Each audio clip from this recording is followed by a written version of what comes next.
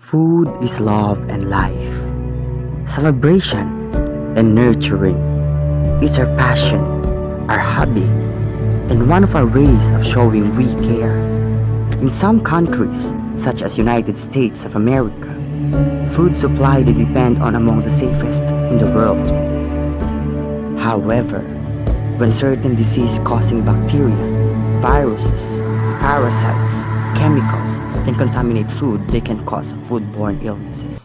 Hi, I am Khalid Ismael, a chemist, biologist, and recently working as a researcher and professor at the University of the Philippines. Foodborne disease affects everyone. One of the example is the E. coli outbreak in Philippines and in Germany, melamine contamination in China, and there are examples that even highly developed countries can get big problems with foodborne disease. But they are only tip of the iceberg. There's a lot of foodborne disease that you see with this highly prophesized outbreak. You go to developing world, the problem is more bigger, where it affects many people, particularly young children and their mother, who are very vulnerable. Since foodborne diseases are very rampant nowadays, so as a researcher, it is our job to do some research about some of these diseases. Based on our analysis and observations, we found out that there's a lot of foodborne diseases, and one of these is gastroenteritis, a disease which caused by Clostridium perfringens, a gram-positive bacteria that forms into spores and a heat resistant. So this disease can be transmitted orally. The incubation is about 16 hours after exposure, with a duration of 12 hours into 2 weeks. Watery diarrhea and abdominal cramps are the symptoms. All foods that are not consumed or refrigerated right after being cooked are susceptible to contamination by Clostridium perfringens. Meat, vegetables are the foods most commonly involved. I am Christine, a food scientist. Foodborne illness has a wide range of symptoms that can cause serious health problems and even death. Most of its symptoms often appear 24 to 48 hours after eating the contaminated food, and in some instances, the incubation period takes longer. As a food scientist, it is our job to study the microbiological, physical, and chemical properties of food and ingredients to make sure they are safe for consumers. Yes, one of the most common foodborne illnesses that we have encountered is cholera, caused by Vibrio cholerae serum and can transmit orally. The incubation period of cholera is usually a couple of hours to 3 days after exposure and can last 5 to 7 days. The symptoms usually start with abdominal pain and diarrhea, which may vary from mild to severe. You can get cholera from fish or shellfish, from contaminated drinking water, raw vegetables and salads, irrigated or washed with contaminated water, or any food contaminated by remaining at temperature that favors bacterial proliferation. Hello everyone, this is Vanessa Mitzi V. Moreno and I am your food technologist. Food is necessary to the existence of man. In my food world, there is no fear or guilt, only joy and balance. The first wealth is health. The food you eat can be either the safest and most powerful form of medicine or the slowest form of poison. Foodborne disease is any illness that results from the consumption of any contaminated food which is contaminated with pathogenic bacteria, viruses, and parasites. Staphylococcus aureus is the most pathogenic. It typically causes skin infections, sometimes pneumonia, endocarditis, and osteomyelitis. It commonly leads to abscess formation. So what is the main cause of Staphylococcus aureus? Staph infection are caused by Staphylococcus bacteria, a type of bacteria commonly found on the skin or in the nose of even healthy individuals. It transmits if you take food which is contaminated with enterotoxin of Staphylococcus aureus or ingestion of preformed enterotoxin.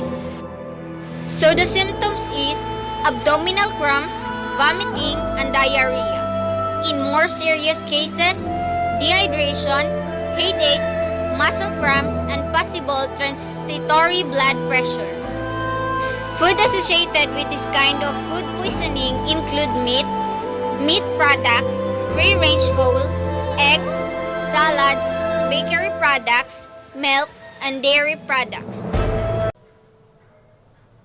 Bacteria are all around us. Some are not harmful, but some can make you sick. Bacteria that can cause illnesses are called pathogenic bacteria. Before I proceed, I will introduce to you what is foodborne illness. A foodborne illness is a wide range symptoms that can cause serious health problems of your health. I'm Dr. Jasmine Tapping from Cebu Medical Center. I just encountered a patient who has a foodborne illness, and that was Escherichia coli, or also known as E. coli. So what is E. coli? It is a gram-negative, facultative anaerobic, rod-shaped, coliform bacterium of the genus Escherichia that is commonly found in the lower intestine of warm-blooded organisms. How do you get E. coli? You may expose to E. coli from contaminated water or food, especially raw vegetables and undercooked ground beef. Symptoms of Shiga toxin producing E. coli or STEs. Infection vary for each person, but often include severe stomach cramps, diarrhea, and vomiting. Some people may experience fever, which is only not very high. Hello! Do you know what is virus, bacteria, and a parasite? These are pathogens that may cause foodborne disease. Foodborne disease are caused by eating unsafe and unclean food and water. The food may be contain germs and transmitted diseases, and this may affect the digestive system. So let me talk about one common foodborne disease, and this is listeriosis. Listeriosis is a serious infection caused by the germ Listeria monocytogenesis. It is taken after eating contaminated food, and the disease primarily affects pregnant women, newborn, older adults, and people with weak immune systems.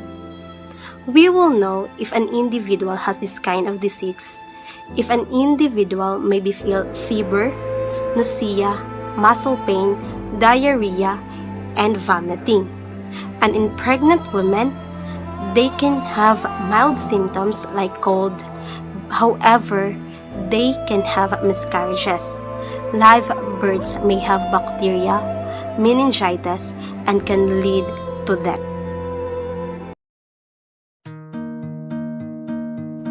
Foodborne illness disease is not a joke. It can cause a serious health problem and leads you to death.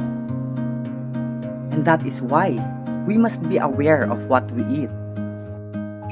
In order to prevent getting cholera, you need to disinfect your vegetables and fruits. Cook thoroughly the raw food from animal sources such as pork, beef, or poultry. Do the proper hygiene and proper storage of food. Every time you eat is an opportunity to nourish your body. Health is a relationship between you and your body. So keep your lifestyle healthy.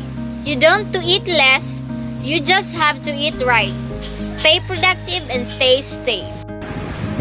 No to foodborne illness. Yes, to healthy lifestyle.